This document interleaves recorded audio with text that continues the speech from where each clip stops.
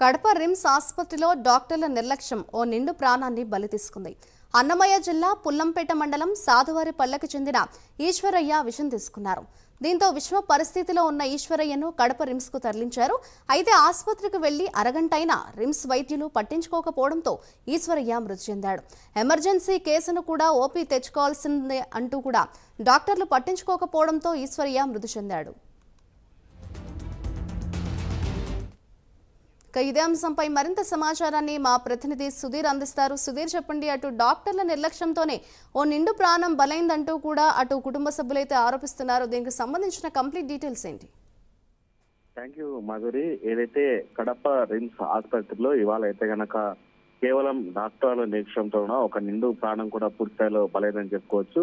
అయితే ముఖ్యంగా చూసుకుంటే గనక అన్నమయ్య జిల్లాకు చెందినటువంటి మృతుడు ఇవాళ ఈశ్వరయ్య అనే వ్యక్తి కూడా పూర్తిస్థాయిలో ఆయన విషద్రావం తాగి సీరియస్ గా ఉన్న పరిస్థితుల్లో కూడా అతన్ని అన్నమయ్య జిల్లా నుంచి కూడా ఏదైతే కడప రిమ్స్ హాస్పిటల్లో బాగా చూస్తారనే ఉద్దేశంతో కూడా ఇక్కడ దాదాపుగా పెద్ద ఎత్తున కూడా డాక్టర్లు ఉంటారనే నేపథ్యంలో కూడా అక్కడి నుంచి ఇక్కడికి తరలించడం జరిగింది. అయితే ముఖ్యంగా చూసుకుంటే గనక అతను సీరియస్ గా ఉన్న పరిస్థితుల్లో కూడా అక్కడ ఏదైతే క్యాజువాలిటీలో కూడా పూర్తిస్థాయిలో మందులు అయితే తీసుకెళ్లి ట్రీట్మెంట్ చేయమన్నా కానీ అక్కడ ఉన్నటువంటి కొంతమంది డ్యూటీలో ఉన్నటువంటి డాక్టర్లు కూడా ఖచ్చితంగా ఓపీ తీసుకొని రావాలి, ఓపీ ఉంటేనే మేము ట్రీట్మెంట్ చేస్తామని చెప్పి వాళ్ళు అక్కడ హుకుం జారీ చేయడం జరిగింది. అయితే ఏమి చేయలేని పక్షంలో కూడా బంధువులు అయితే గనక ఓపీ తీసుకొని వచ్చే టైంలో కూడా పూర్తిస్థాయిలో కూడా ఏదైతే తను విషద్రావం తాగాడో ఆ విషద్రావం వల్ల ఆయన పూర్తిస్థాయిలో కూడా చనిపోవడం జరిగింది.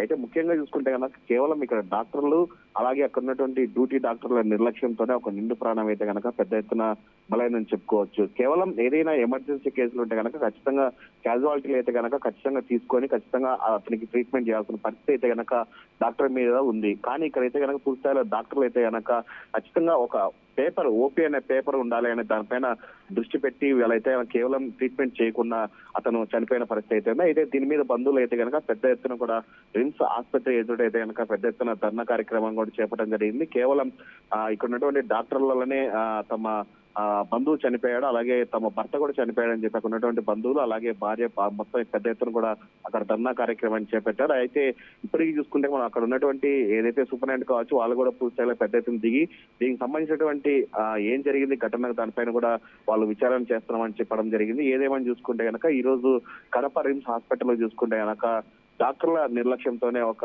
నిండు ప్రాణం అయితే కనుక బలైందని మనం చెప్పుకోవచ్చు Madhuri. Right, thank you Sudheer.